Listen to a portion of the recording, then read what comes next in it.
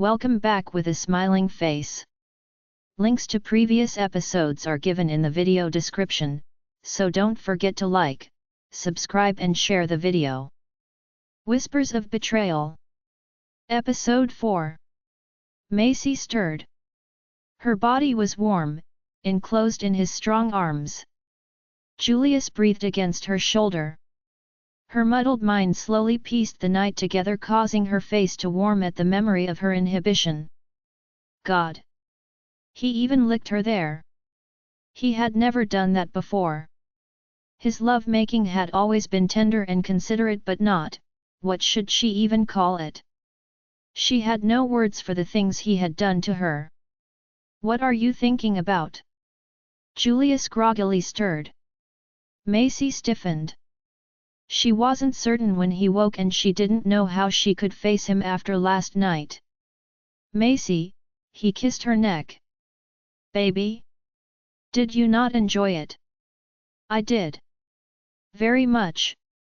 He nuzzled her and his embrace tightened. You never did any of that before.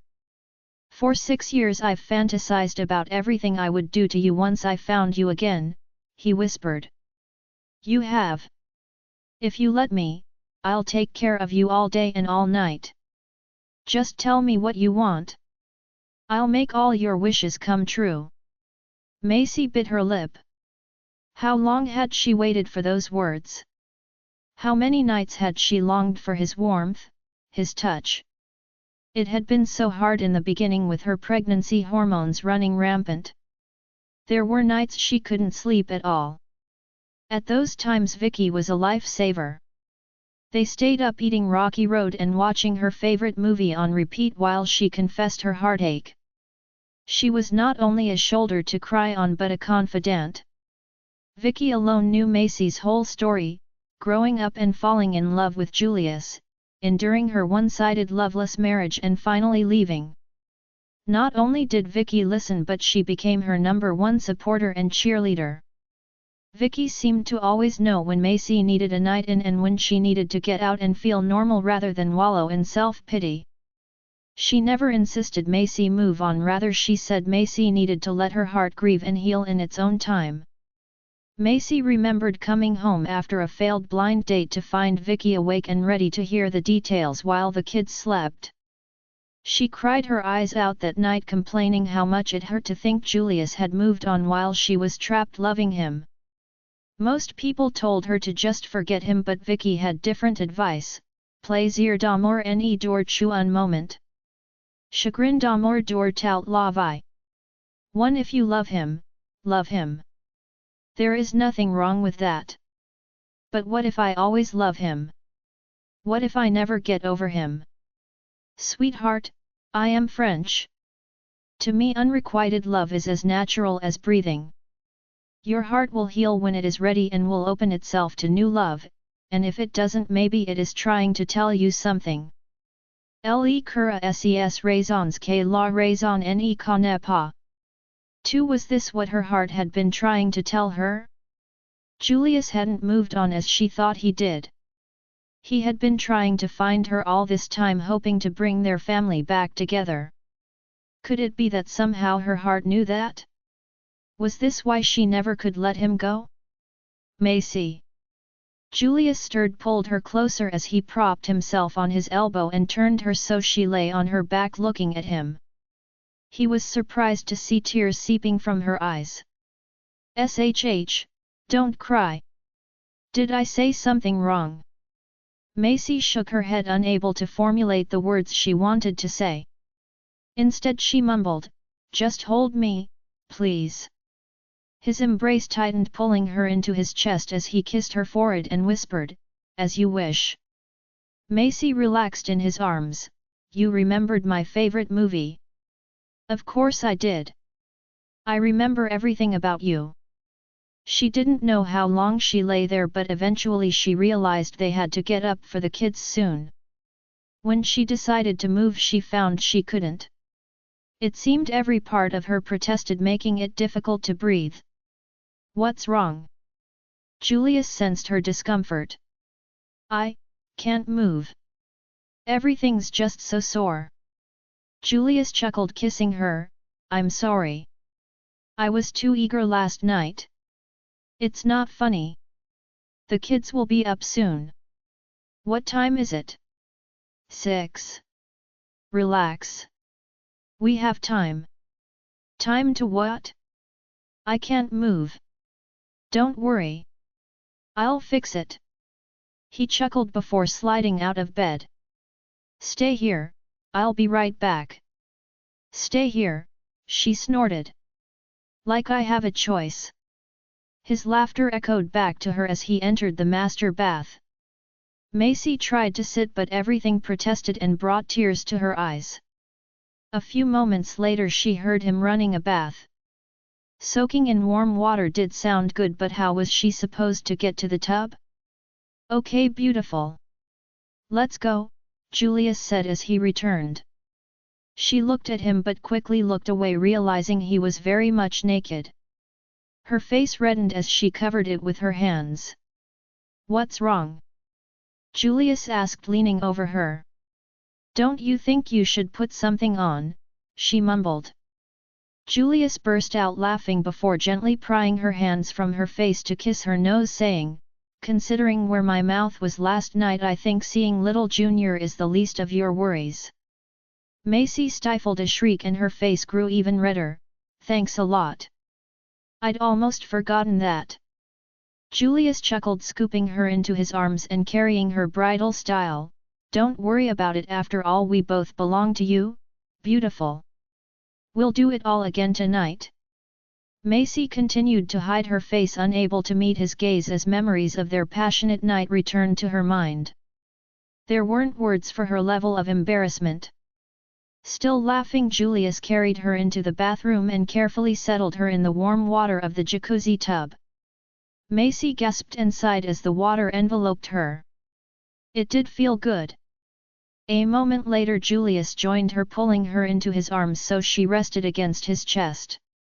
Fiddling with the controls, he activated the jets and adjusted the speed. He sat between two jets, allowing their current to swirl around her. Macy moaned, relaxing. Better. She rested against him. Julius smiled, enjoying her in his arms where she fit so neatly. How could he have been so stupid?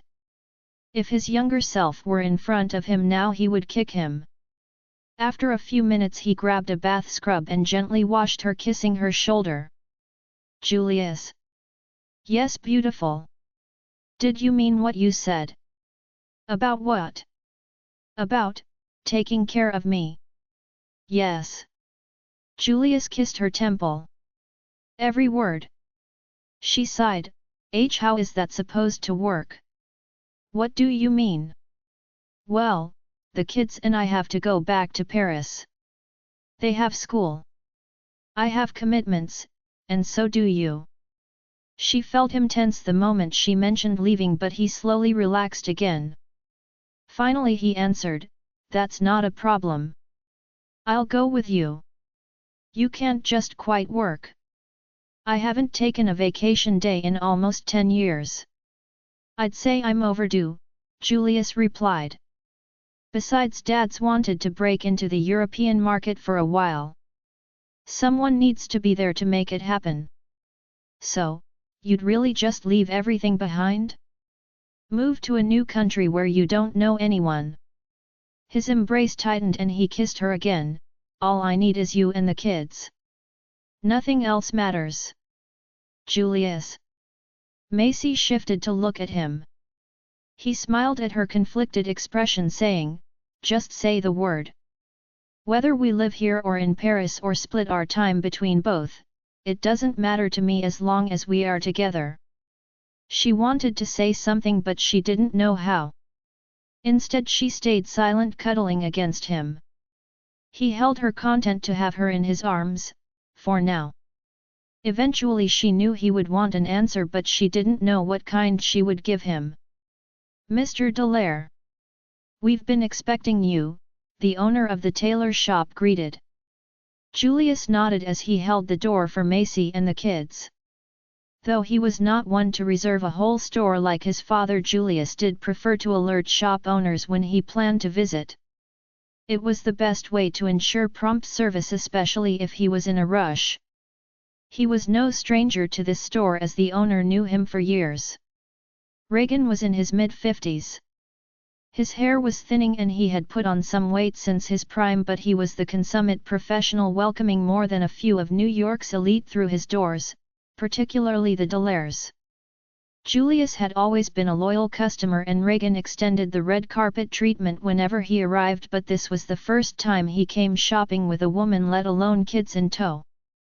The woman was quite beautiful with her vibrant red hair. Her look was mimicked in the energetic little girl who skipped into the store ahead of them. The boy, on the other hand, had a more serious look as he slowly took in his surroundings. "Hello Reagan," Julius said, "we have a party to go to tonight. Me and my son need to look as good as the ladies." Cadden wrinkled his nose at his father's statement but was excited to finally do something his sister took for granted. For once he would be the one trying on new clothes with his parent. "Your son?" Reagan looked at the young boy again. There was definitely a strong resemblance. "I see. What kind of event are you attending?" "A grand opening for an art gallery," Julius said, taking out his phone to show him a picture he snapped at the last store. "This is what the ladies are wearing." The image showed Macy in an off-the-shoulder, forest green gown. It flared just below her hips, giving her more freedom of movement than her previous dresses, though it stayed in the mermaid style which she preferred. Beside her, Aria modeled a velvet green dress with poofy shoulders and a black layered skirt. It had a lacy hem with beaded neckline. "So what do you think?" Julius asked. "You got something to help us compete with that?" Normally when Julius shopped for suits he was indifferent, but today there was a distinct playfulness and eagerness in his attitude. Reagan had known the Delaires for a long time and his mind slowly recalled fitting him for a wedding tux several years ago. Could this woman be that bride? And the children? Reagan smiled brightly, saying, "Well, let's see what we can do." Julius scooped up Cadden and carried him as they followed the shop owner into the store. Now he had a better view of the racks of suits in various colors: black, white, grey, brown, green, blue, even pink. There were just as many racks of dress shirts, also in multiple colors, styles, and material. Along the wall were accessories, boutonnieres, ties, tie clips, belts, hats, cufflinks, shoes, even sunglasses, among many things Cadden couldn't identify. "A gallery opening would be a black tie affair, so I think we should keep it simple with a basic black suit," Reagan said, selecting one of the suits. "Now we have this. It's simple, but as you can see the material has a satin finish that adds a little extra. What do you think, Cadden?" Julius asked as they felt the heavy material. "Will it be too hot?" Cadden asked. Though he was excited to match his father, his main concern was comfort. He didn't like anything that was too heavy or would be hot and constrictive. "That's a good point," Julius agreed. "We'll be there all night, so it should be breathable." "Reagan." He nodded like a wise sage, sensing what his clients wanted. Leading them to another rack of suits, he selected one that was lighter and softer but still fitted. Cadden seemed to find this one acceptable. "It comes in children's sizes too, right?" Julius wanted to be sure. Reagan nodded. A salesperson brought a tape to take Cadden's measurements, then selected a small range of sizes to see which fit best. A selection of shirts was also chosen, allowing them to choose material best suited for comfort. Then they retreated to the dressing rooms with a few accessories to complete their look before showing the girls. During this process, Macy and Aria quietly wandered through the accessories. Aria giggled at some of the choices and designs. She had never been to a men's clothing shop before, so it was a new experience and she had a hard time even identifying most things. "What do you think, ladies?" Julius asked as he and Cadden emerged from the dressing rooms. The pair strutted and turned as if on a runway. Somehow they had gotten a hold of matching sunglasses and they wore them as if they were 80s heartthrobs as they posed. Arya giggled at their father's silliness. Macy chuckled. She knelt and straightened Catelyn's tie. Like her, he was not a big shopper, but he was smiling broadly, losing most of his reserve. It seemed the more time he spent with his father, the bolder he became. "I think you both look very handsome," Macy said, placing a green, silk handkerchief in Catelyn's chest pocket. "There. The final touch." Catelyn's grin only got bigger. Now he really did match his mom and dad. Macy kissed his forehead and stood. Moving to Julius, she fitted a similar handkerchief in his pocket. He caught her hands before she could pull away and kissed them. Her cheeks took on a faint blush which only made him smile more. Julius leaned his forehead against hers, not caring if anyone saw him. After tonight everyone would know how he felt, and most importantly she would no longer have any doubts. Outside the shop, Catherine pressed herself against the window watching the scene as the foursome shopped. She had slept in her car expecting Julius to leave for work and give her the opportunity to confront the redhead. To her surprise they all left together, heading for the shopping district. Confused, she followed as he first brought them to dress shop looking for matching gowns for Macy and Arya. Catherine's face burned with rage. How many times had she begged Julius to take her shopping? All she wanted was his attention and pampering, but each time he shrugged her off. She thought it was because he hated shopping, but he didn't seem to mind it at all today. In fact, he looked to be thoroughly enjoying himself, even as the women tried on multiple dresses before deciding on the ones they wanted. She watched him wrap his arms around Macy and slowly spin her as if they were dancing in a ballroom. Laughing lightly, Macy played along, much to the children's delight. Why? Why did he show her so much care and attention? Now she watched them shop for suits so he and Catelyn could match as well. The way the pair strutted out of the dressing rooms wearing matching sunglasses as they spun and struck poses showed how playful Julius could be. He was all smiles, relaxed and happy as he took Macy's hands in his and kissed them. It was clear he didn't care who saw. Catherine gritted her teeth and clenched her hands. She was going to make that bitch pay. The pleasure of love lasts only a moment. The pain of love lasts a lifetime. French proverb, "To the heart has reasons that reason cannot know." Blaise Pascal. Chapter 25. Cars had been lining up for hours, dropping off their passengers before pulling away. For tonight only the gallery had valets to park cars in a nearby lot reserved by the host for his guests. Part of the gallery had been taken over by long tables for the caterers to display a wide variety of hors d'oeuvres. There was also a wet bar to mix and serve drinks according to the tastes of the guests, in addition to servers offering trays of champagne. Normally Augustus preferred to arrive late, but tonight he came early, much to the curator's surprise, so he could view the new installation of M. Gray's work before the crowd. He paid no mind to the servers as they made last-minute preparations and instead focused on the new series.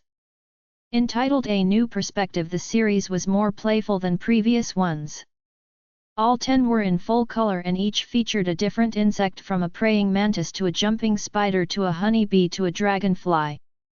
Each extreme close-up showcased a surprising amount of detail, and the compositions made the insects seem almost cute. From the way the praying mantis tilted its head to the side like a curious puppy to the way the spider held up its mandibles like someone playing peek-a-boo, each was designed to make the viewer smile. Augustus chuckled at the humor that abounded throughout the series. He couldn't wait to find out the inspiration for the pieces once the artist arrived. Satisfied, he wandered the rest of the exhibit space, eventually coming to his favorite series, Two Hearts. It had been a long time coming, but finally the world would know. He chose a place near the piano, champagne in hand, as the guests began to arrive. Augustus greeted those less intimidated by him, ignoring the rest. He had chosen the guest list carefully and he wanted to make sure the most important parties were present. Augustus watched the door closely, mentally checking off when the certain guests arrived. His expression lit up immediately when March, Rose, and Jude entered and greeted them warmly. "Hey Grandpa," Jude laughed, surprising many nearby guests with the causal greeting. "When Mom told me you bought an art gallery, I didn't believe her. But you really did." "Yes, well, an old man needs a hobby." "A hobby?" Jude chuckled. "I heard M. Gray is supposed to be like some weird reclusive genius or something. When I told my friends about tonight, they were super jealous. How the heck did you ever meet him, let alone convince him to be a part of this?"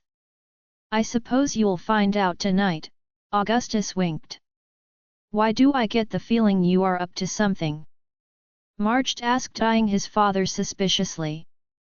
"I really don't know what you are talking about," Augustus said. "Have you seen your brother?" "No. Not yet. I haven't heard anything from him since he called this morning to say he was taking the day off." "That's twice this week," Augustus grunted. "I hope he isn't messing around." "I don't think we have to worry about that, not when, Grandpa Gus." Their conversation was cut short as Arya and Kaden ran up to their small group. They were all instantly captivated by the matching twins. Arya wore a green dress while her brother wore an actual suit complete with bow tie and green handkerchief in the pocket. Dressed in a suit, his resemblance to not just Julius but all the Delaire men was heightened. "Oh, don't you two look so cute?" Rose cooed. "We went shopping today so we could match Mommy and Daddy," Arya proudly announced. March and the others traded silent looks. If the kids were saying Daddy, did that mean they now knew Julius was their father? Did Macy tell them?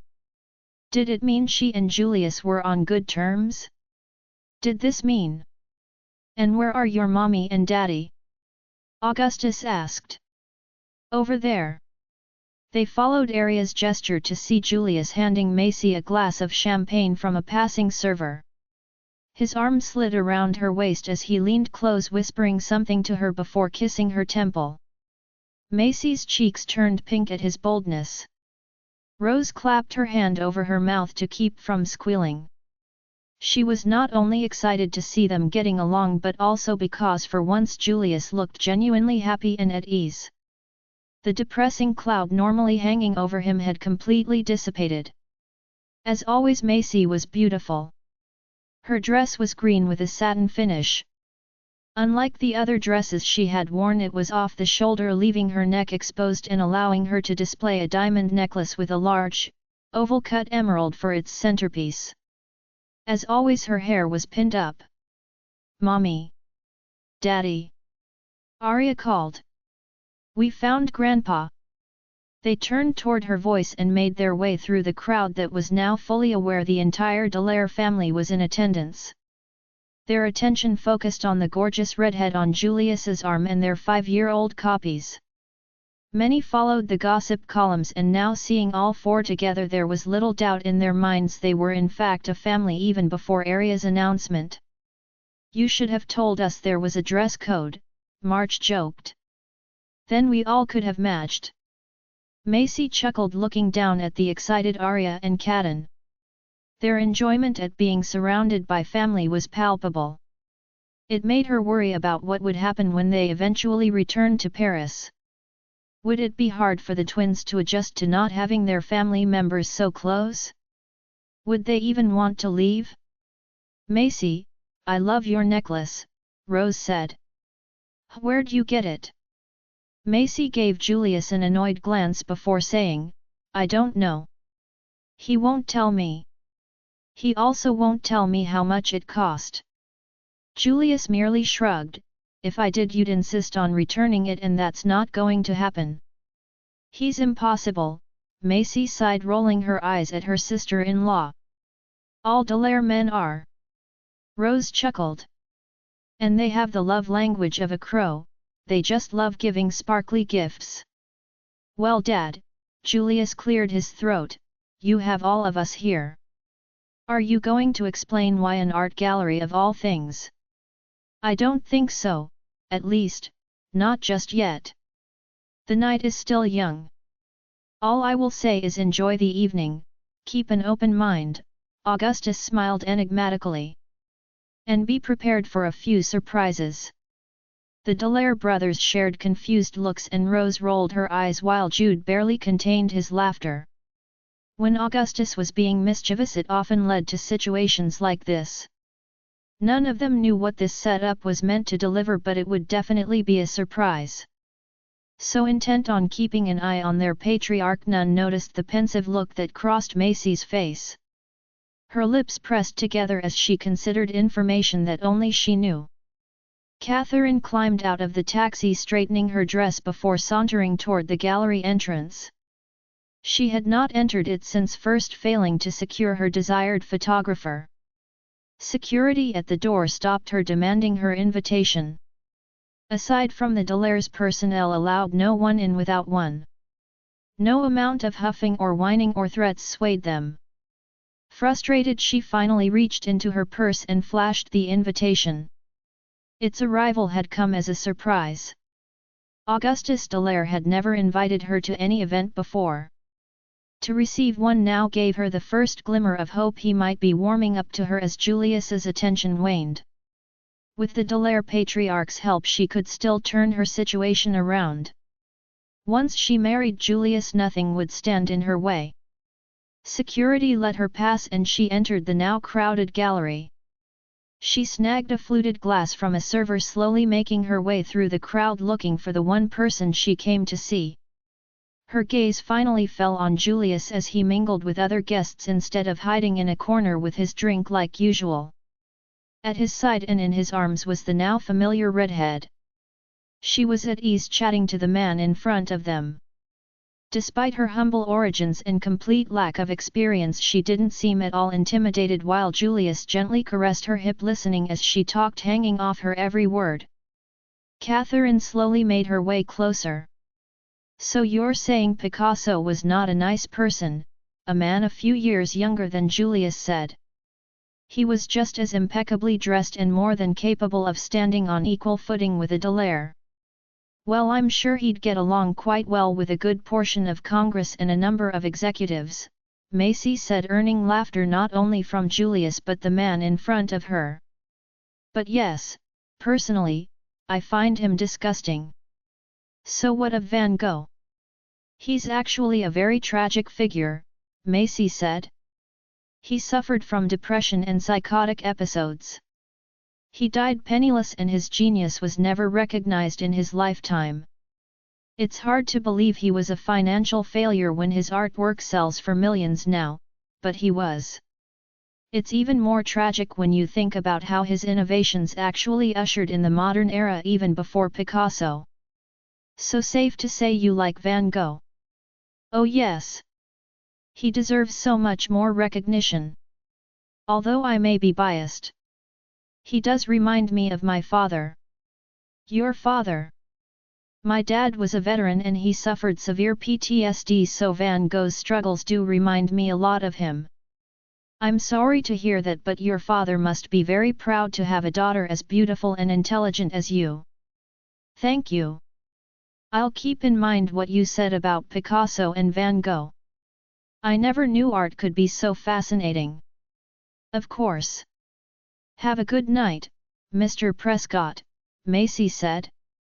Silas, please. Have a good night, Silas, Macy nodded as their guest went on his way. Julius leaned close, kissing her temple, saying, "Have I told you how amazing you are? You're biased." Yes. Yes, I am. He chuckled. There wasn't a woman in the world that compared to the one in his arms. I need to go, Macy said after a moment and felt his embrace tighten. Freshen up. I need to go freshen up. Julius slowly relaxed and nodded, hurry back. Macy gave him a tender smile, caressing his cheek with her fingers before heading to the ladies' room. Someone's whipped. Julius turned at the good-natured tease to see March holding in a laugh while Rose chuckled. He shot his brother an annoyed look but couldn't stop his smile from returning. Nothing could ruin his mood tonight. Don't worry, Rose comforted him. She loves you and you have our full support for whatever you have planned. What makes you think there's a plan? Because we know you. You really think she still loves me after everything? Trust me, Rose patted his arm. She does. What makes you so sure? Woman's intuition. 26. Macy ducked into the bathroom, avoiding the two stalls. She went straight to the sink. She looked at her reflection in the mirror. What was wrong with her? After 6 years she should be smarter. But the moment his arms were around her it was like time had stood still. As much as she tried to deny it, she still loved him, still wanted him. And it seemed like he wanted her too. Was she getting her hopes up? She couldn't shake the fear that it would eventually fall apart. The door opened but she paid no mind to the newcomer. Macy gave herself a final glance before turning to see a blonde in a short, black dress that was mostly lace and left very little to the imagination. She struggled to keep her expression neutral. Other women had enough confidence to wear such provocative clothes but Macy wasn't one of them. Vicky was, but even she had limits, saying there was a difference between sexy and trashy. Macy was pretty certain Vicky would put this dress into the latter. The blonde smirked, having fun. What do you mean? Macy frowned, wondering why this woman would choose to address her. You know he's just playing with you, right? Julius would never be serious about someone like you. And who are you? I'm his fiancée, the blonde smiled, showing off her engagement ring crowned with a 5-carat diamond. Macy felt the blood drain from her face as her mouth fell open, but her voice failed her. He was engaged? Why didn't he tell her? What about last night? Was this all some sort of sick game? What would she tell the twins? The blonde smirked. Well, have fun tonight. He'll be back with me tomorrow. She spun around and departed as quickly as she entered. Macy stood unable to move. Tears blurred her vision as her mind raced. He was engaged? Then why had he been looking for her? Or was that a lie? Was it all lies? And last night was a last hooray? What about yesterday? Did he really have to go to work, or did he rush off to be with that other woman? She had just told the twins who he was. They were so excited. How would she break this news to them? Macy paid no mind as the door opened again until Rose's voice cut through her thoughts. Macy?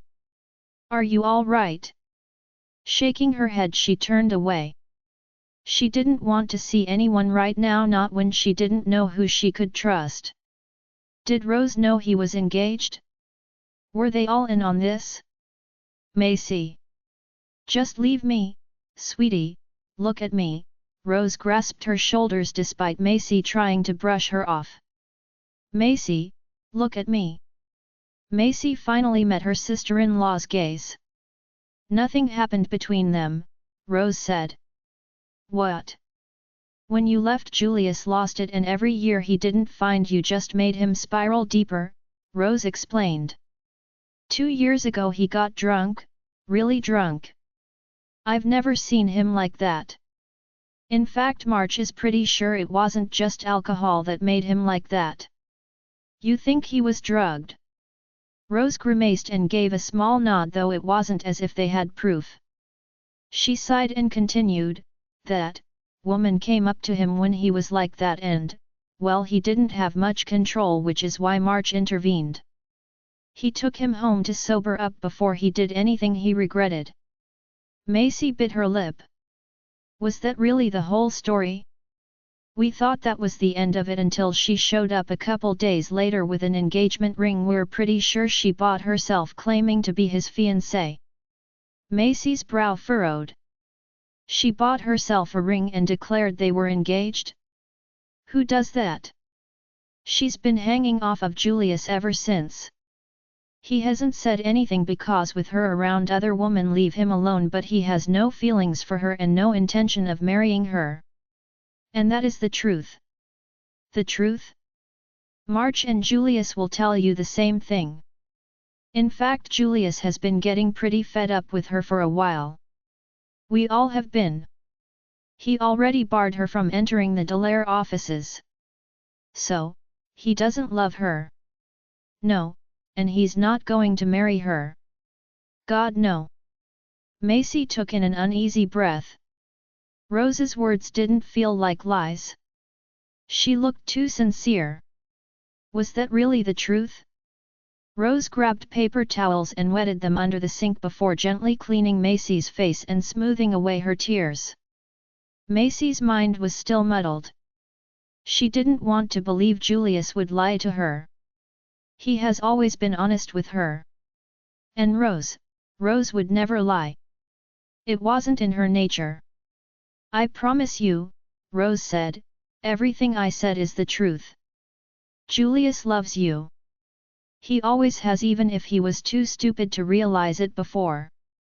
You are the only woman he wants in his life, well, you and Arya, but that is it. A smile crept to Macy's face despite her reservations. Those were words she always wanted to hear, but she wanted to hear them from Julius. She wanted him to acknowledge her and love her the way she always loved him. Come on, let's get back out there. Ask Julius about that woman. I promise, he'll say the same thing I have. Macy nodded, following her out.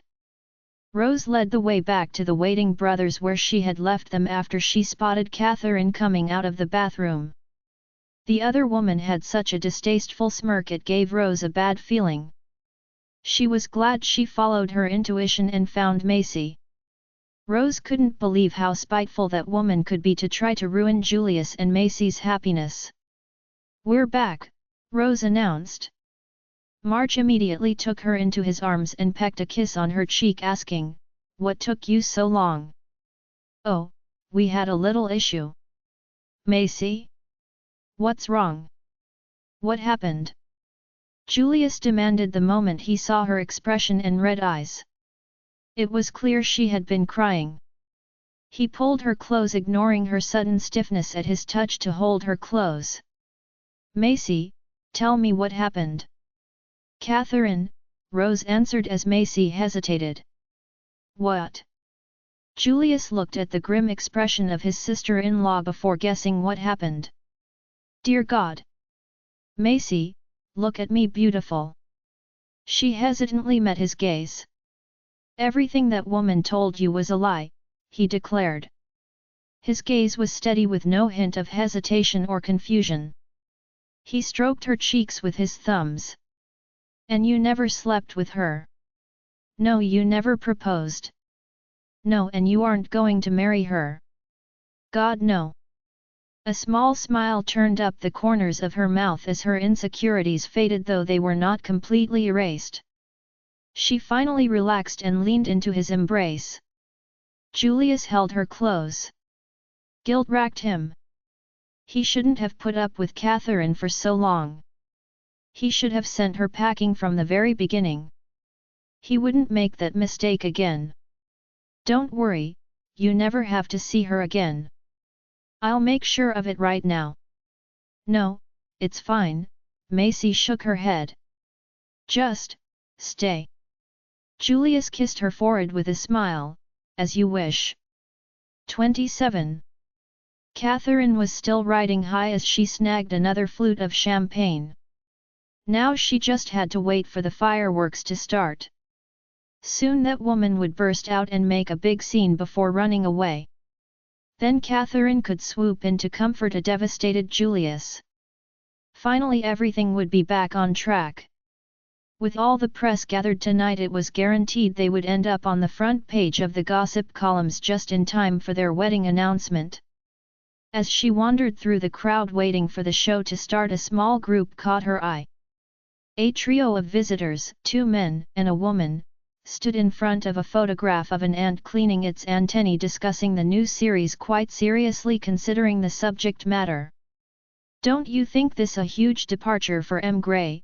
the tall, African-American man in a finely tailored suit asked.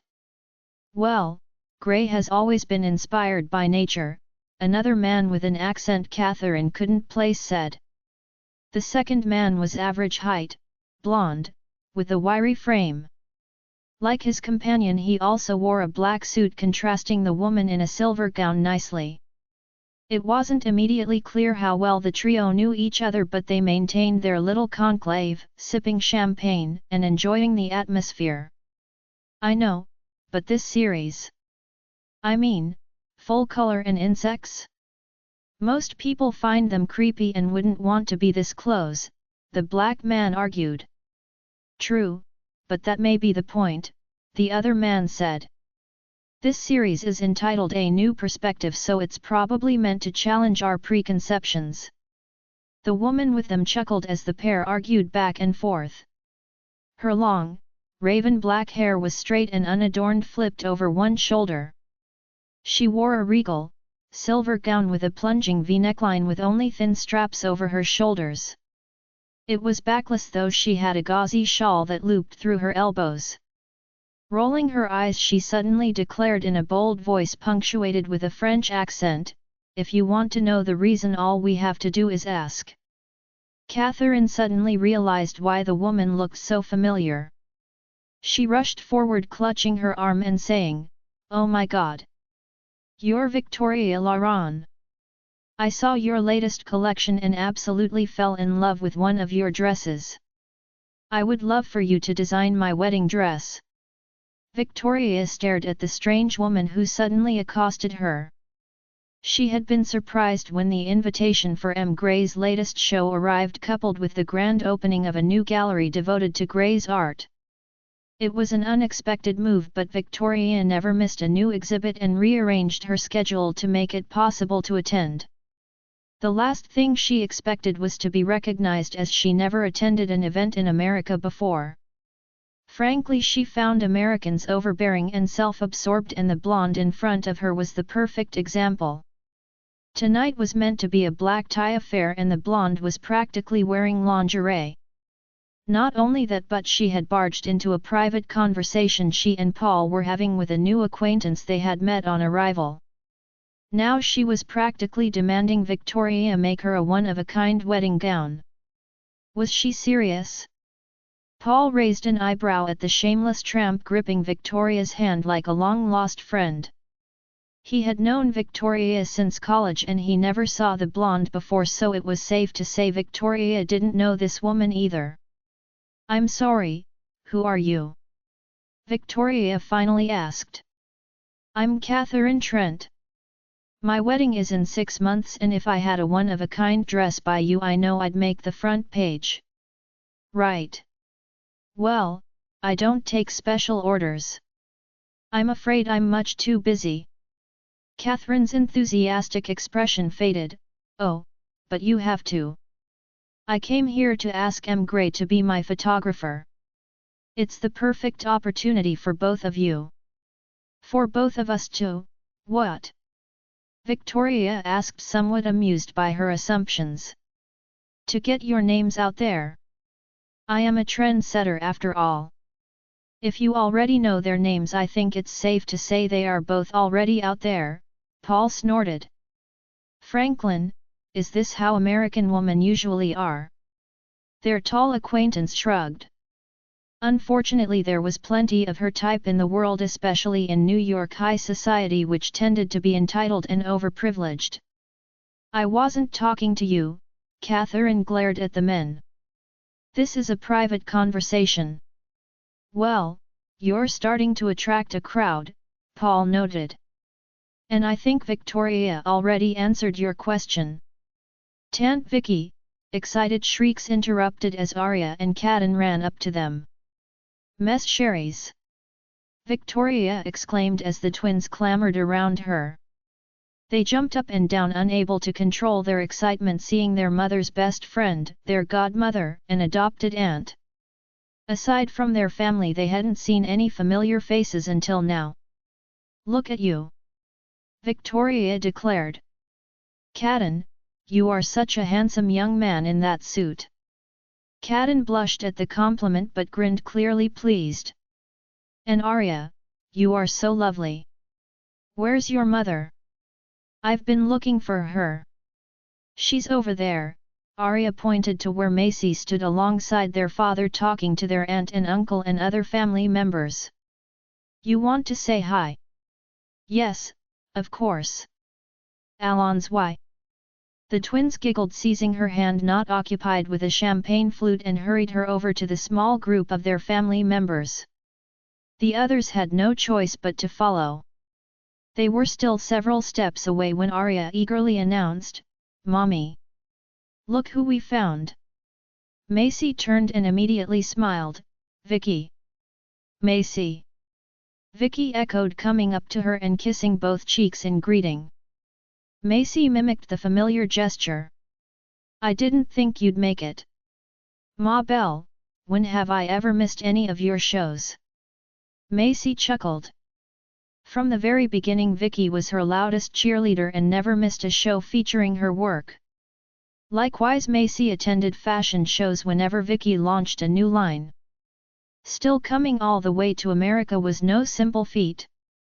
"I wasn't going to miss this for the world," Vicky said, "and there is something I have to ask you." "Okay. Vogue France wants to do an exclusive on my new line." "Vicky, that's fantastic." "I know, but I just don't trust their photographer. You know how they are in their little studios, lights, point, click, done. Weddings are all about mood, the ambience. I need a photographer who knows how to capture that.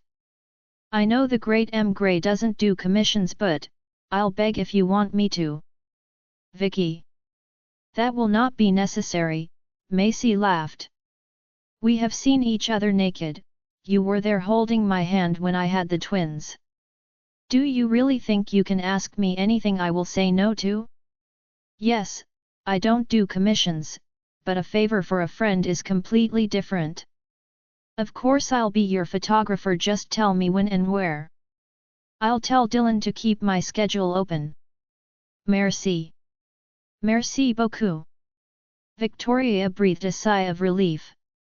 "It's Monday sover." Macy couldn't hold back her laughter at her friend's dramatic reaction. "Really, why are French so dramatic?" "Wait. What?" Catherine suddenly interjected. She looked from Victoria to Macy. "You are M. Gray." "Yes, that is right," Macy said with a sigh. Her secret was finally out. She thought she'd be more self-conscious, but surprisingly she felt at ease with it. "And, you know each other?" "Of course. We went to school together," Victoria said. "We would have graduated together if someone didn't have to take remedial French." "Well, maybe if I had a better tutor I wouldn't have needed it," Macy challenged, earning a mock gasp from Victoria. She glanced at Catherine, asking, "So how do you know each other?" "We don't," Victoria said. "She recognized me and demanded I drop all my projects to design a unique wedding dress." "Oh, and she wants you to be her photographer for the wedding too?" "Oh, is that so, and who's the groom?" Macy let her gaze slide back to Catherine, raising a brow. Catherine opened her mouth and snapped it shut. Her gaze swept over their audience as the entire Dallaire family waited for her answer. Her eyes finally fell on Julius, who glared at her, challenging her to say what was on her mind.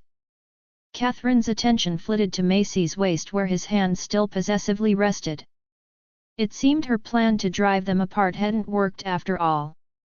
He doesn't seem to be here at the moment." "I should find him," Catherine muttered before retreating. Victoria stared after her a moment before commenting, "She is aware lingerie should be worn under her clothes, right?" "Like you're one to talk," Macy challenged. "Pardon?" Victoria mocked a hurt expression. I see how it is. All right, fine. You can think us French are dramatic, pretentious egotists if you want. We still think you Americans are self-absorbed, entitled prudes. Fair is fair. I'm sorry. March suddenly asked, you think we're prudes? Well, what would you call a culture so obsessed with sexuality but are also completely uncomfortable in your own skin? Well, March trailed off, not sure there was a correct answer to her challenge and already regretted speaking up. How about an easy question, when's the last time you were naked? March choked on his drink, sputtering while the rest of the group chuckled. Aloud he said, I don't think, there you see that is a very American mentality right there, Victoria admonished. There is nothing about what I said. We're just talking about being without clothing. What about you, Macy? Do baths count? Macy asked. And does it count more or less if I wasn't alone? Victoria raised an eyebrow as she slowly smiled. Oh, I want details. Not in mixed company. Victoria's gaze narrowed as she weighed Macy's seriousness before nodding. March's gaze darted to Julius.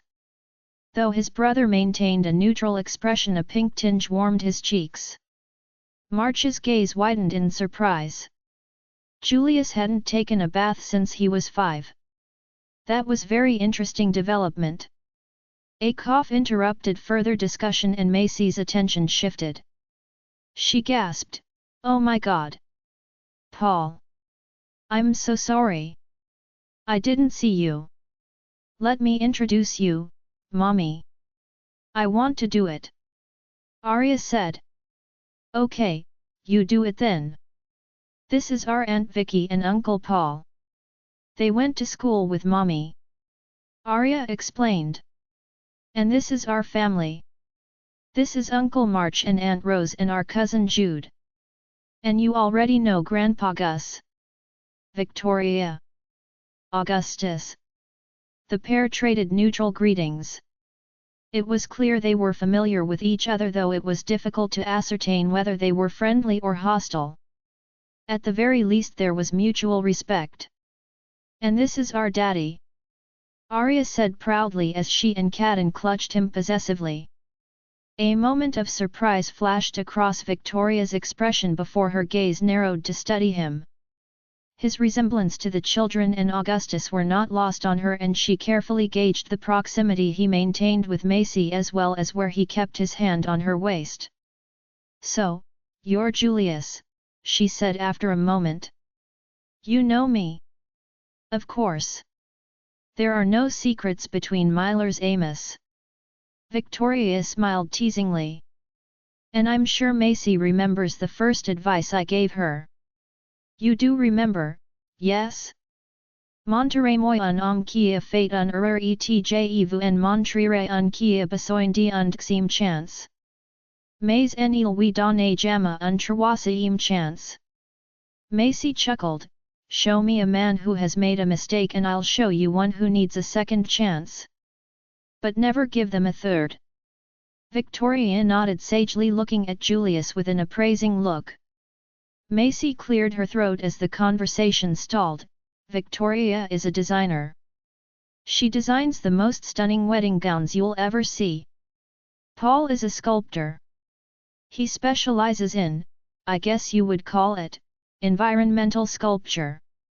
He likes to use natural materials and place his sculptures in natural environments. And this is, I'm sorry, have we met?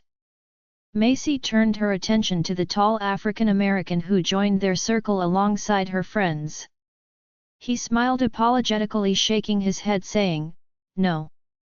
I'm Franklin Jackson. I'm a member of the New York Philharmonic. I met Victoria and Paul here while I was admiring your latest series. We were having a friendly debate about its tone when Victoria said we should just ask the artist.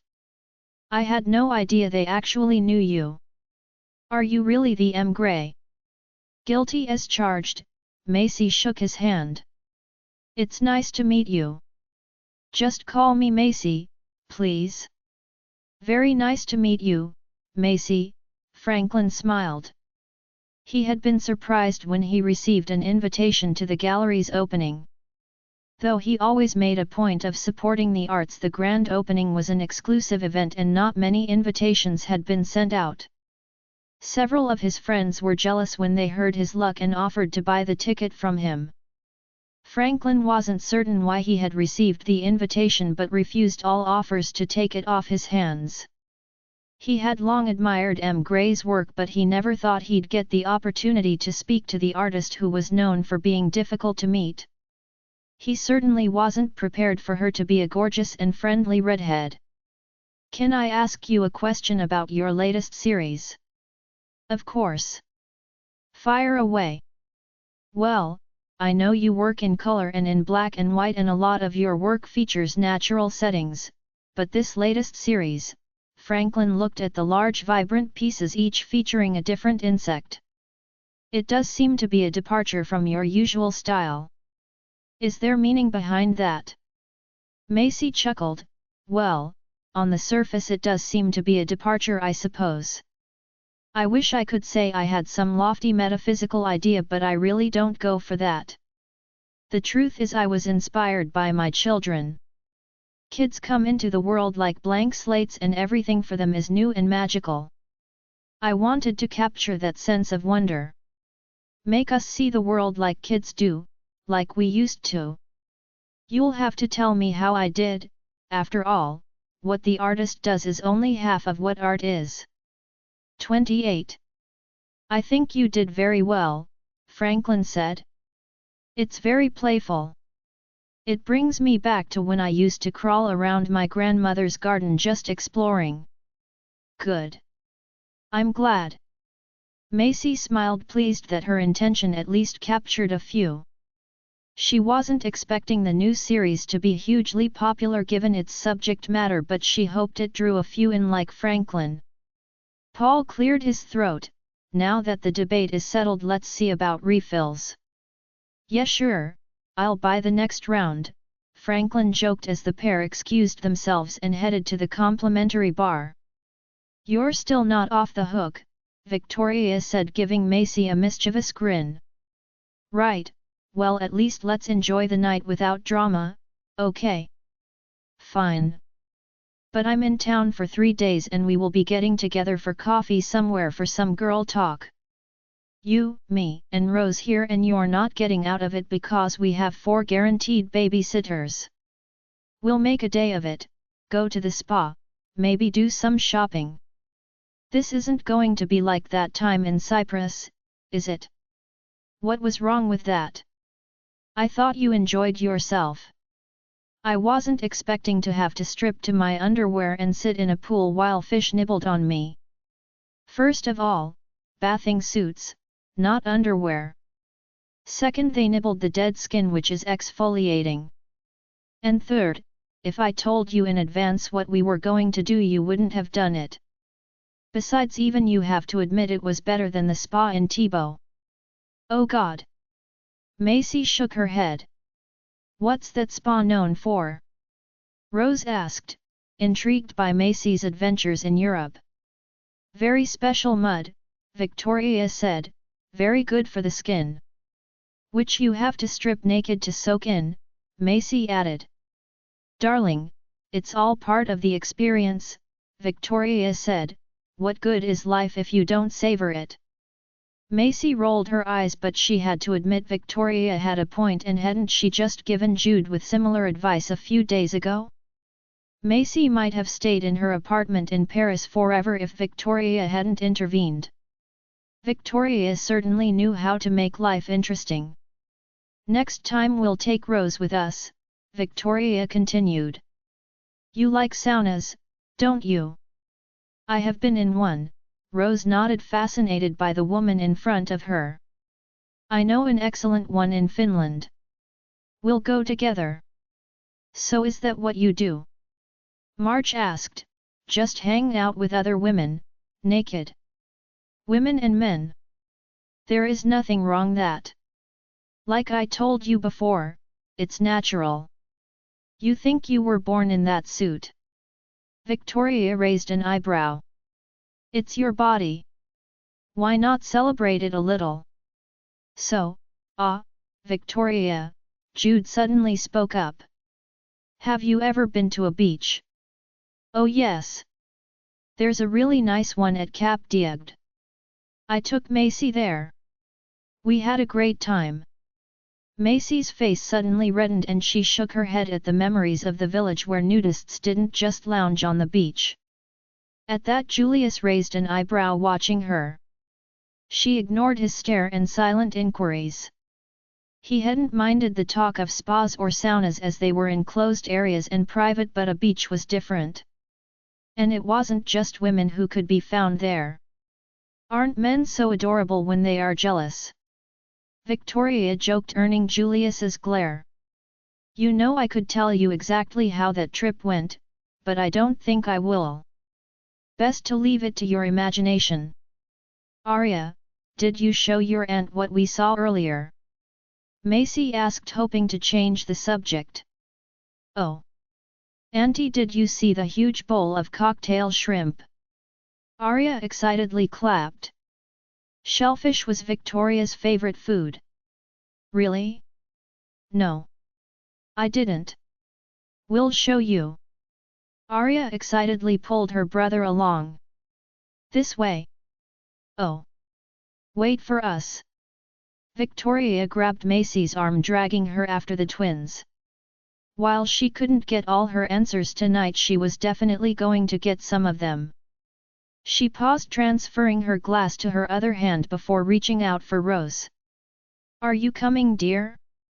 Girls bond best over shellfish. Hesitating only a moment, Rose took her hand and allowed herself to be led away, much to March's shock.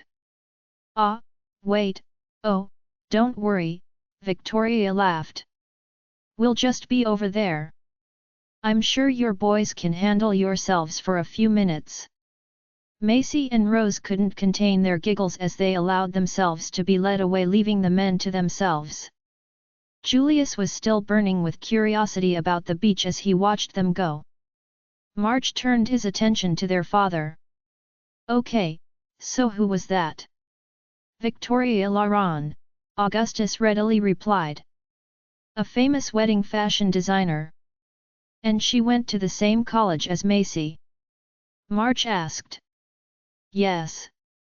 Although technically they met before that, Augustus said. When Macy moved to Paris, she had to learn the language. She thought she'd learn better and faster with a tutor rather just remedial classes. Stephen found Victoria. She was a couple years younger and already in her first year of college, but that didn't seem to bother either of them. They really hit it off. I'll say, all off, Jude chuckled. Julius and March gave him disapproving looks, surprised to see he was actually looking at his phone. What are you looking at? March asked. Did you know Cap Diegd is the largest clothing-optional beach resort in the world? Jude asked, showing them the website he was browsing. They call it the Naked City. It's a naturist village and you can be naked wherever you want: restaurants, stores, banks, the post office even. Julius choked on his drink. Macy went there? He glared at his father, who was responsible for introducing Macy to Victoria. After all the harpies Macy had to endure, Victoria was the breath of fresh air she needed. Augustus shrugged. Even he didn't know about half of their adventures, only that they often took trips together, attending each other's shows and exhibits. Julius grimaced, once again reminded of the suffering he put her through. He sighed, letting his gaze return to Macy as she stood near the end of the table, displaying a large bowl of dipping sauce surrounded by shrimps hanging off the edge. Victoria and Rose stood with her along with the kids as they chatted and snacked. It seemed Victoria was serious about bonding over shellfish. Macy looked at ease and readily laughed as the trio conversed, very different from how she used to be at formal events. He recalled what his father said about Macy needing space to spread her wings and that she was stronger now. His father was right and Julius felt the difference all evening. Macy was confident as she discussed art with everyone who approached her. She didn't cling to him but stood comfortably alongside him. As his father said, she didn't need him, but she clearly still wanted him, and that thought brought a smile to his face. It seemed Victoria was getting along with Rose too. Seeing Macy so carefree after the confrontation with Catherine in the bathroom gave him peace of mind. He still had to deal with her himself, but he was proud how Macy handled her and put her in her place so beautifully. No one was going to be able to push Macy around, and she was an artist. Julius looked to the photographs displayed around them. All of this was Macy's work, her vision. His gaze drifted to the newest work, recalling Macy's inspiration. Bugs were certainly an odd subject, but the way they were photographed did seem extremely playful and bright, almost as if they were from a child's imagination. You knew Macy was M. Gray? Julius suddenly turned to his father again. That's why you bought this gallery? Augustus smiled, looking at her work. He had always known she had talent just like her father before her.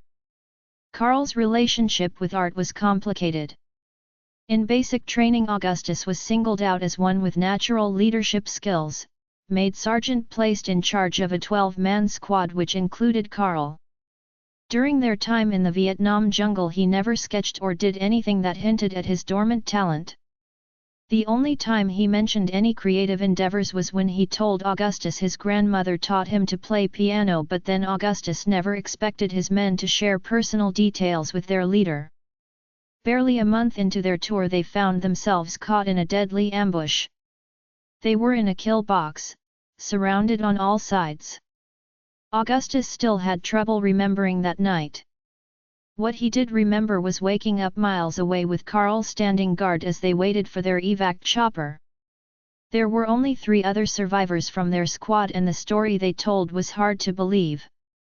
In the heat of battle, with their comrades dropping like flies, Carl grabbed his knife and disappeared into the night. At first they thought he abandoned them until enemy fire suddenly began to fall silent. When Carl returned, he and his knife were drenched in their enemy's blood. Slinging Augustus's inert body over his shoulder, Carl led them to an open area large enough for a chopper to set down. Augustus was honorably discharged and sent home after he recovered, but Carl was placed in another unit. He tried and failed several times to reconnect to Carl after the war, but it was like his comrade and savior disappeared. Then one day an old woman appeared at the Dallaire office. She claimed to be Carl's grandmother and told him Carl was sleeping in the streets and begged him to save her grandson. Augustus hadn't known his friend was even in the same city. He spent the next 2 months looking until he finally found Carl living in a box under a bridge. Carl acted as if he were still in the Vietnam jungle, surrounded by enemy spies. It wasn't until Augustus resorted to giving him direct orders that he recognized his former commander. Augustus got him home, but it was clear Carl needed more help than a shower and a shave. Researching everything he could about post-traumatic stress disorder, Augustus found the best hospital he could to help his friend. There Carl met his future wife, who was in charge of some of the therapy programs, and slowly started putting the pieces of his life back together. Painting started as therapy to help him express his confused emotions, thoughts, and memories. The night terrors that plagued him slowly dissipated as he focused on expressing it through his art. Augustus visited every chance he could. Sometimes his presence was the only thing that comforted Carl, as he occasionally slipped into moments of psychosis where he thought he was back in the jungle. Eventually they were able to help him heal, but not before his grandmother passed. Augustus took care of the funeral arrangements as well as clearing out their apartment. Only then did he find the box holding Carl's medals, a Purple Heart with 3 additional stars, a Bronze Star, as well as a Distinguished Service Cross. He was surprised to say the least.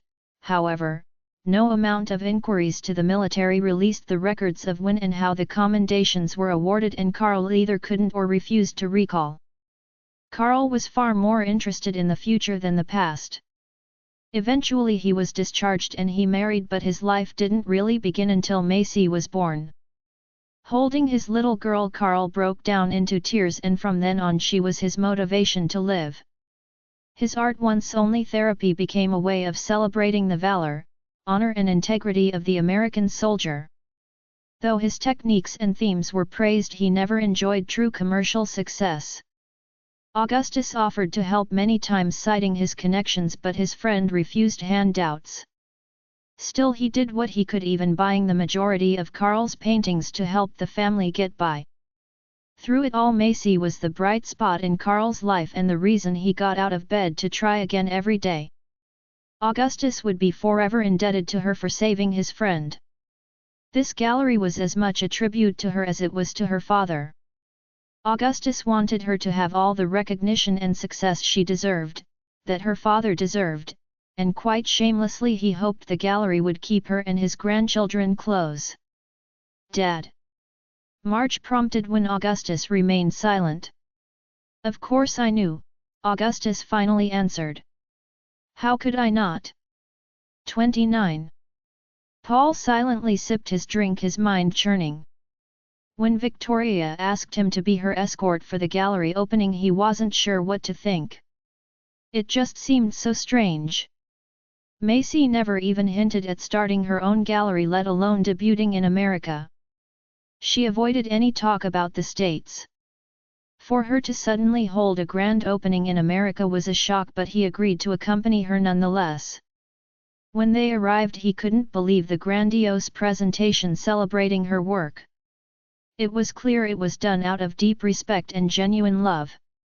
Considering the difficulties in her life, Macy deserved the recognition. Not only had she been abandoned while pregnant, she rebuilt her life for her twins. Paul still remembered the first day he saw her on campus, her belly beginning to show. Victoria introduced them and Paul thought he was looking at an angel. Only later did he learn the truth, that her husband abandoned her and the baby. He was furious. If he had known who her husband was, he would have hunted him down, but Macy never wanted to talk about him. Paul was forced to let it lie. He only saw her break down a couple times. Paul was always there to comfort her and be a sympathetic ear. Yet though he longed to be more, she always seemed to keep him at arm's length. He assumed her reluctance was because she didn't want to be hurt again. After the twins were born, Paul thought it was his chance to show her he wasn't like her ex. At first the twins responded well to him, but as they got older they too started to keep him at arm's length. It was odd. Paul had been in their lives from the very beginning, but they already knew he wasn't their father. Or was it because their mother kept her distance? In either case, he was never able to capture their hearts. He was an uncle and that was the place they kept him. Paul was patient. Even when Macy agreed to go on a date here or there, he stood back waiting, confident she would turn to him eventually. But now, his gaze drifted to Julius Dallaire. Paul would be the first to admit the man was handsome, with a superior aura of one used to getting what they wanted. And it seemed he wanted Macy despite abandoning her 6 years ago. Paul couldn't fault him for that. Who wouldn't be attracted to her? What bothered Paul was that Macy seemed to reciprocate. There was no denying the body language between the pair. Julius's hand never left her waist and her body leaned into his. As if that wasn't enough, despite the fact Julius had been completely absent from their life, the twins clung to him. Paul almost spit out his drink when Arya proudly introduced him as their daddy. For 5 years they had never been so warm and open with Paul. Less than a week passed for Julius to secure their hearts. The thought burned him more than the alcohol he was downing faster than he should. Paul was distracted and unsure when Franklin left to visit with other guests. His focus remained on his rival as the small family group slowly split. It started with Macy as Victoria dragged her and the other woman whose name Paul had already forgotten to the hors d'oeuvres. Eventually Augustus, who Paul knew to be the twins' grandfather, and the younger man moved off, leaving the brothers. 2 was far less intimidating than 4, and guests slowly began to approach to speak to one or the other, sometimes both. Paul downed one last drink before making his way toward his rival. "Tell you what, Luke, call me Monday," Julius told his last visitor, "I'll check my schedule for you." He was used to people approaching him with business proposals even on nights that were clearly meant for relaxation. It was all part of his world and he bared them no grudge. His gaze kept drifting to Macy as she chatted with Victoria and Rose. People started approaching the female trio. Word that she was the famed artist was slowly traveling through the crowd and many were eager to speak with her, as well as Victoria, who was also being recognized by a surprising amount of visitors. Julius's chest swelled with pride for her accomplishments. She had achieved it all on her own. "You don't deserve her." Julius turned toward the slurred voice to see a man he didn't know standing close to him. Confusion furrowed his brow until he belatedly recognized him as one of Macy's college friends, the sculptor, Paul. "Excuse me. Why, you have no idea what Macy has been through. What you put her through when you abandoned her. She raised those kids without you. She doesn't need you, or your money." Julius's gaze narrowed. It was clear the man in front of him was drunk, but his words still cut deep. Julius already heard it from his father how Macy picked up her life after that night, but no matter how many times he heard the truth, it still hurt. He knew it was all his fault and he would do everything he could to make it up to her. "I know your type. Rich boy. You think if you throw enough money around you can have everything. But you can't buy Macy. She'll figure you out. And those kids are smart. You won't be able to fool them either." Julius frowned. Did this man really think that was what was going on? Of course Macy couldn't be swayed with money or jewels or fancy clothes. She was far too genuine to fall for such traps. And Julius certainly didn't need to be told how smart the kids were. He had already seen it. But there was something in the drunk speech gave him pause. He realized the man in front of him was jealous, and there was only one reason for that: he was in love with Macy. Julius clenched his fists but held himself in check. When Macy introduced them, she had been happy to see her college friends, but there had been no particular attachment to this man beyond friendship. So this man's love was one-sided. That thought calmed him. Julius would tolerate many things but not a rival for Macy's affection. "You don't know anything about her. You probably don't even know her favorite food is strawberries." March stood beside Julius as the drunk accosted him. Like his brother, he recognized the man as Macy's friend, and like Julius, he also slowly realized the man was in love with her. He glanced at his brother, trying to gauge Julius's reaction to this revelation. Though the man's accusations were not completely wrong, they weren't completely right either. He opened his mouth to speak, but Julius beat him to the punch. "Macy doesn't like strawberries. They make her break out." Paul fell silent as he and March both looked at Julius in surprise, but he wasn't done speaking his mind. Julius had listened to the others' rant and now it was time for Paul to listen to his. "Macy's favorite fruit is watermelon because it reminds her of summer and she prefers it with a dash of salt. Her favorite food is honey and everything made with it or slathered in it, including pancakes. Her favorite color is green, which is fitting since she was born in May. Her favorite book is a picture of Dorian Gray because it is all about how artwork reveals the truth. Her favorite movie is The Princess Bride. She's seen it a million times and can quote it verbatim, and she always cries at the exact same place." Buy best-selling books online. Paul stood open-mouthed in shock. She didn't like strawberries? Julius finally moved, stepping forward and staring at the man in front of him. He couldn't hate this man, not completely. Paul had been there to help when Julius failed, but that did not mean he would allow his place beside Macy to be taken. 6 years ago I made the biggest mistake of my life, but just because it gave you the opportunity to be a shoulder for her to cry on, don't think you know her better than I do." Paul quailed at the self-assurance in Julius's voice. There was no doubt, no insecurity. In no uncertain terms Julius was declaring Macy was his and his alone. "You're drunk," Julius said, stepping back. "I'll forget about this for Macy's sake, but I am very sure you will never forget this moment. Remember it. And remember, she has always been mine, and always will be." Julius turned and walked away before he caused a scene sure to anger Macy. He didn't know if she knew Paul's feelings, but she considered him a dear friend, and hurting him would be hurting her. March followed his brother as he walked to a nearby server, switching his empty champagne flute for a full one. He watched his brother carefully, but despite the confrontation Julius seemed relaxed. He sipped his drink rather than downing it as his gaze drifted to where Macy still stood chatting and laughing, unaware of his little altercation. Nothing else mattered but her happiness. "That was amazing," March said. "What do you mean?" Julius asked. "How did you know all of that about Macy? What are you talking about? You grew up with her too." "I did, but I didn't know any of that." "How many times did you watch The Princess Bride with her to know it was her favorite movie?" Julius snorted, blushing slightly. "The first time he watched it was after he broke his arm and she decided to play nurse."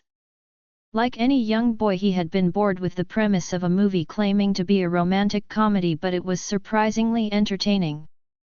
Halfway through he realized Macy was mouthing the entire dialogue. Over the last 6 years, when she intruded into his mind, he would start the movie and remember that moment. He didn't feel like admitting it to March. "Daddy!" Arya squealed as she and Kaden ran up to them. Julius handed his drink to his brother so he could scoop both twins up in his arms. They hugged him tight and he felt the last of his tension melted away.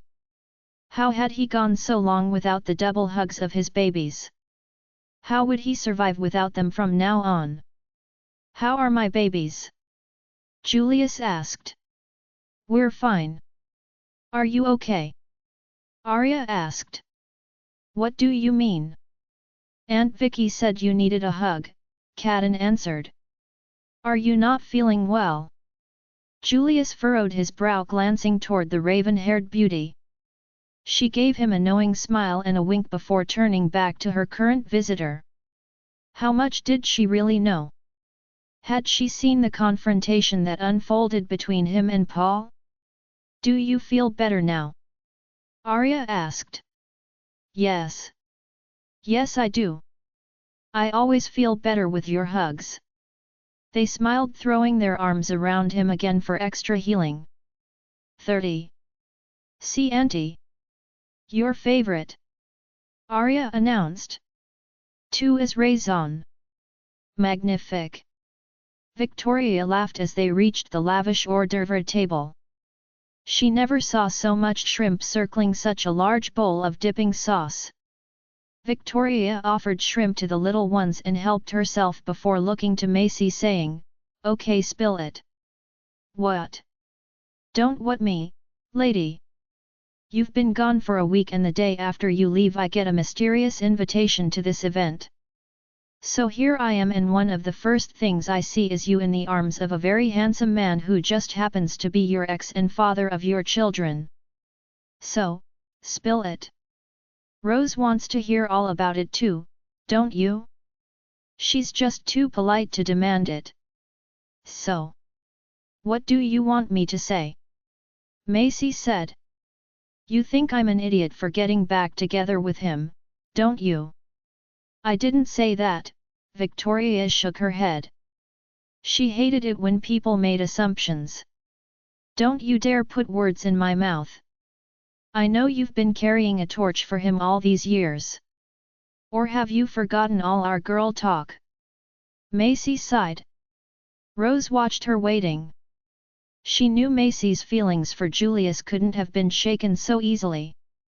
Their connection was just too deep, but like Victoria said, she didn't want to force Macy into saying something she didn't want to reveal. "Tell me everything," Victoria insisted. "And you can start with that blonde." "Why her? I've known you for years and you've never been hostile outside of defending the twins. But the way you looked at her, you were ready to start her on fire." "Who is she?" "Well, she is apparently Julius's self-proclaimed fiancée." "I beg your pardon. It's a long story. Rose just told me tonight after I met her," Macy said. She glanced at Rose, who nodded and proceeded to tell Victoria the story. Victoria listened, her face a neutral mask except when she spoiled her godchildren as they continued to dance around the trio.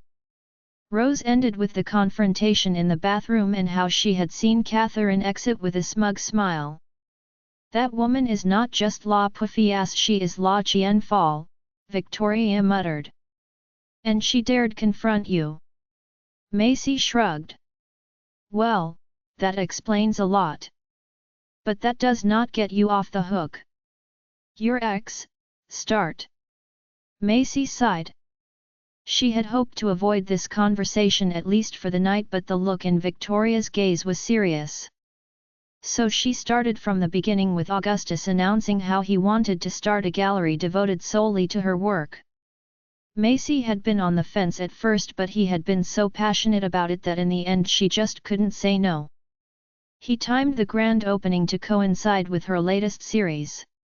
Macy had to admit the more he talked about how well the gallery was coming along, the more excited she was to see it all finished, even if that meant returning to the one place she had run away from and avoided until now. Skipping some of the less noteworthy events, she eventually moved on to seeing Julius again. "Augustus asked me to attend a party for a Picasso, who you hate with the passion of 1,000 suns." "You do?" Rose looked at her. "Why?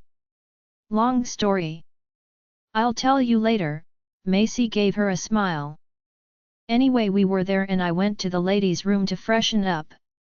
I came out of the bathroom and some man grabbed my arm asking me how much." "He did not?" Victoria gasped. "What did you do?" "I told him he had 3 seconds to let me go or I was going to knee his balls so hard he'd never find them again." "Bravo! That's my girl." "And that's when Julius showed up," Macy said. "Honestly, I thought he was going to kill him," the look in his eyes was intense. "If he heard what that man said, I can see why," Rose said. "He would never let that kind of insult go." "And then?" Victoria prompted. "We kissed." "Oh." Victoria and Rose watched her, waiting for details. "Well? Come on. Don't stop now." Macy blushed at their eagerness, but she couldn't hold back her smile at the memory. "It was nice. Like the whole world just stopped." Victoria smiled. "Le solvre langage au monde est un baiser." One Macy's blush deepened. "And then?" "I panicked," Macy said. "I couldn't think straight, so I said I should go get the kids and bring them home." "Macy," Victoria admonished. "One did not bring up kids when they were in the middle of a passionate embrace." Had Macy learned nothing from her time living in Paris? "So he drove me to Rose's to pick up the kids and brought us all home." "So that is why he was there with you?" Rose nodded, recalling the long conversation she and March had about why Julius was the one who brought Macy home. "And did he stay the night?" Victoria asked. "No, he left." Victoria gave an exasperated sigh and gulped her champagne. Leave it to Macy to cut a perfect night short of its climax. "He stayed the next night," Macy added. "Did he?" Victoria's interest was piqued. "I had a photo shoot planned at the botanical garden and he took the kids to the zoo. Then he made me dinner, chicken Alfredo." "A man who cooks is definitely a keeper," Victoria sighed. "And he stayed," All night? Macy nodded, biting her lip as she blushed. And how was it? Do we have to talk about this now? Just tell me one thing, was it good? Macy's blush deepened. Oh, then it was very good. Macy hid her face as she fought her embarrassment. She glanced around them, but no one seemed to be paying attention to their conversation. Darling, it's fine. Victoria laughed. You have been living like a nun for 6 years. It's okay to enjoy it. Especially with a man built like him. Macy couldn't stop her laugh and playfully swatted her best friend. Rose chuckled at their antics. It was good to see Macy like this. One more thing, Victoria said, dropping her voice low and forced them to lean in to hear. How many times did he make you come? Vicky! Macy exclaimed, earning several looks from those around them. Victoria chuckled, but her gaze said she was still waiting for an answer. Twice, Macy finally managed to whisper when their audience went back to their own conversations. Only? Victoria prompted. Yes, the first night, 5 the second night. Oh sweetie!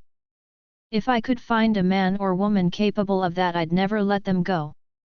Victoria hummed. Right, Rose? I'm not sure if I should be hearing this about my brother-in-law. Don't worry, you married his brother, so I'm sure you already know all about it. It was Rose's turn to blush. Despite the flow of conversation, Victoria kept an eye on Julius. She had positioned herself to give her a good view of him. Though she encouraged Macy, she also wanted to be sure Julius wouldn't hurt her again. A heart could only take so much. More than anything, Victoria wanted Macy to have the happiness she deserved. As they talked, Julius's gaze continued to seek Macy out as if to assure himself she was safe and close by. It spoke of a man terrified of losing his love again. Everything she saw pleased her and gave her hope Macy would indeed have her happily ever after, just like in her favorite movie. Though she wanted more details, people started recognizing and approaching them. Because of Victoria's view, she saw Paul's approach immediately. Had she known what she would find at this event, Victoria would never have dragged him with her. But how could she have known? There was nothing she could do to stop what happened next as Paul confronted Julius. Victoria was too far to hear their conversation, but it was clear Julius was livid. She expected a fight any moment, but surprisingly Julius maintained control and walked away. To make it up to him, Victoria whispered a suggestion to Arya and Kaden and sent them to his side. She was delighted to see him immediately scoop up both of them and hold them tight. Not only had he managed to recapture Macy's heart, he definitely earned his children's hearts as well. Arya and Kaden had always been particular, never giving their attention to someone they deemed unworthy. Victoria was satisfied, so when he looked in her direction she smiled and gave him a wink. Eventually Macy and Rose made their way back to their men and Victoria went in search of Paul.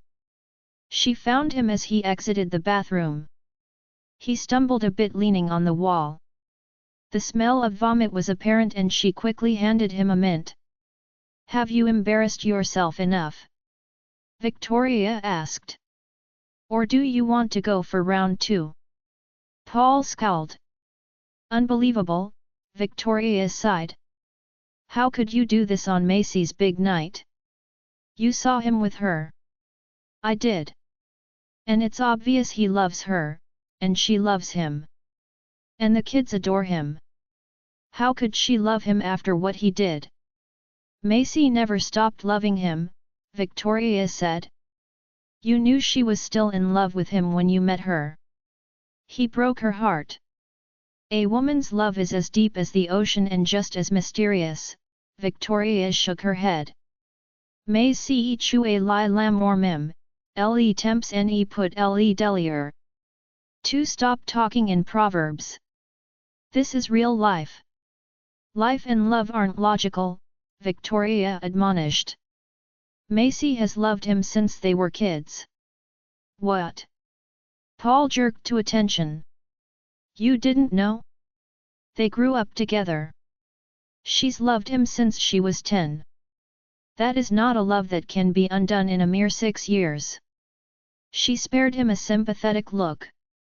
Victoria knew Paul had a crush on Macy from the day he met her but had said nothing to Macy about his affection. She warned him Macy still loved her ex but he didn't seem to care, so Victoria backed off and watched. If he could win Macy's heart, she wasn't going to stand in the way. Yet though he tried to get close, Macy always kept him at arm's length. What he wanted she would not, or could not, give. After the twins were born, Paul thought to win her heart by showing off his parenting skills, but even their fate conspired against him in the form of the twins. They seemed to know instinctively that place beside their mother was reserved for another. Despite the fact he was the closest male figure they had to a father, they never saw him in that light. For school events where a father was requested, they never asked him to participate, preferring their mother and once their paternal grandfather. Yet Paul continued to wait and hope. Did you know she likes honey? Are you kidding? Victoria scoffed as if that should be obvious. She drowns everything in it. How many brunches have you had with her and never noticed? I always ordered us strawberry shortcakes for dessert. You ordered for her? My God, Paul! A woman is more than capable of making up her own mind about food and men. Victoria rolled her eyes. She loved the man, but sometimes Paul's ideas were decades out of date. This is Macy's night, so don't make any more scenes. But what about him? If he wants to be in her life and she wants him in it, then that is all there is to it. Victoria shrugged. Victoria had only known Macy since her move to Paris. Perhaps if she had known Macy before and seen how difficult her marriage with Julius had been, she would have a different view, but everything she had seen of Julius so far indicated a man desperately in love with one woman and eager to have his family by his side. Whatever their past, Victoria was confident he would not hurt Macy or the twins again. A round of clapping brought them to attention. Wondering if a new event was starting, they left their corner and made their way through the crowd. When they finally made it through, they were shocked by what they saw. 1. The true language of the world is a kiss. Alfred de Musset. 2. But what love has bound together, time cannot unbind. Germain Nouveau. Join our Facebook and WhatsApp group for more updates, link is given in description. Rest audiobook will be continued in next episode.